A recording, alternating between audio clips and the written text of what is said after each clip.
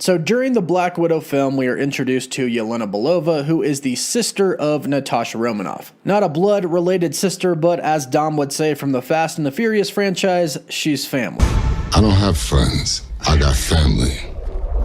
But throughout random parts of the movie, they would whistle to each other. One would whistle and the other would whistle back. Fast forward to the post-credit scene of the Black Widow movie. We didn't get a scene of an actual funeral for Natasha, but we did get her sister Yelena visiting her grave. She goes to her tombstone, starts to kind of clean things up around it, and then she whistles that same whistle she did to her sister throughout the movie, and of course, nobody whistles back, although a lot of us were sitting there waiting for that whistle back. Instead, Valentina Allegra de Fontaine comes out, interrupts the nice moment that she was having, and then lies to her and tells her that Hawkeye killed her sister. That's the post-credit scene we got, but a post-credit scene that we almost got instead would have been of Yelena visiting the grave, whistling, and then getting a response, a whistle back. This is what director Kate Shortland told Variety they almost put into Black Widow. She said, "We never put it in, but we talked about it." Now, this is incredible news because if this post-credit scene would have actually made it in the movie, that would have heavily implied that Natasha was still alive. Because who else would be whistling back? It wouldn't be anybody else, it would just be Natasha. And we all were waiting for it. We thought it was going to happen. But the fact that this alternate post-credit scene almost made it into the movie means that to Marvel, Black Widow can indeed return. If Black Widow was 100% dead, they couldn't even talk about this alternate post-credit scene. And since they talked about it, that means they're open to it. And if we think about the logic of the MCU during the Infinity Saga concerning the Infinity Stones, particularly the Soul Stone, Natasha could actually be alive. Now, first and foremost, before we talk about how exactly she's still alive, I know Scarlett has said that she's done, but we know how Marvel and the actors can be. They say pretty much whatever they need to say to keep everybody in the dark. Paul Rudd says that he's not Ant-Man, and then he's Ant-Man. They tell us it's not Avengers Endgame, the title of Avengers 4, and then of course it is Avengers Endgame. And the fact of the matter is, Natasha could very well still be alive, and I'll explain how. There's actually a very perfectly logical explanation to this that actually makes a lot of sense. And it goes back to the Soul Stone theory. To retrieve the Soul Stone, you have to sacrifice a soul. A soul for a soul, as Red Skull explains. But it was never really clarified what happens when you put it back. If the rule is a soul for a soul and you put it back, doesn't that mean you are putting a soul back and should receive one in return? And if so, and that is the rule, that would mean that Natasha would come back. But ultimately, that part might not actually matter, because Steve Rogers went back in time at the end of Avengers Endgame and he returned the stones right when they were taken. And if he did that correctly, then the soul should never be taken and Black Widow should return in the main timeline. But the rule of a soul for a soul is the law that Marvel established. And again, it works both ways. If you give the soul stone back, you should receive a soul in return. And since Black Widow's soul was the one given up, that's the one that should come back. If we tie this logic into the fact that we almost got a post-credit scene that heavily hints at Black Widow still being alive, this could very well explain how that could be.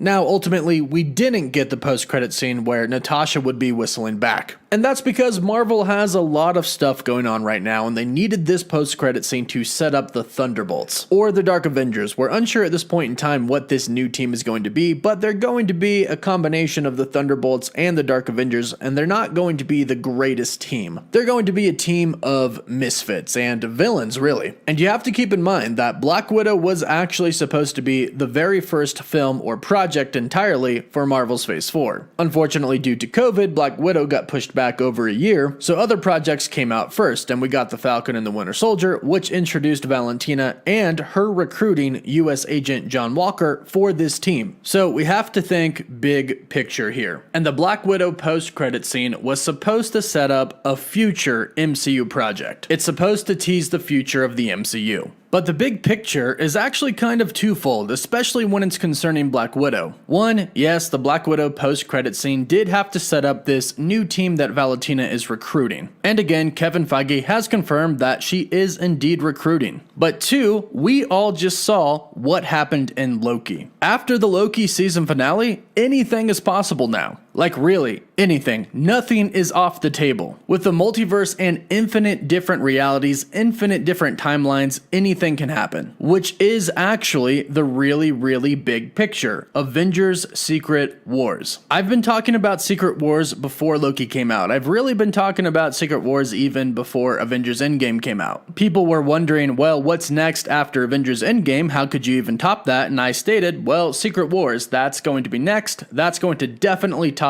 Avengers Endgame. A storyline in which multiple different versions of the same character come together with other superheroes and their multiple versions of themselves, or variants as we've learned, and then go on to team up and take on the villains, who of course have multiple different variants of them fighting together as well. This is going to be absolutely insane. We already saw how insane Loki got. Then of course Spider-Man No Way Home is going to be insane, but the big thing is, again, nothing's off the table. Black Widow could easily return. Not only could she be alive in our timeline, we could see other versions of herself coming thanks to the multiverse. And yes, Scarlett Johansson says she's done, but then you get a movie as big as Secret Wars that everybody is going to talk about for years and years and years. Well, that's kind of enough to bring somebody back. You'll want to be a part of that. So Black Widow could really return in two different ways. One, based off of everything that I've said in this video, she really could still be alive. The logic of the Soul Stone, a soul for a soul rule, makes sense. Since we returned the Soul Stone, the soul should be returned. Therefore, Black Widow should be alive. But if this is not the case, which kind of seems like it is thanks to the whole alternate post-credit scene that almost existed, but if it's not the case, Black Widow could always return in Secret Wars. She could always return in Multiverse of Madness, really at any point, because the multiverse exists now. It's a very real thing. But would you want her to return? Would you like her to still be alive in our timeline, or would you like to see an alternate version of her in some type of multiverse film?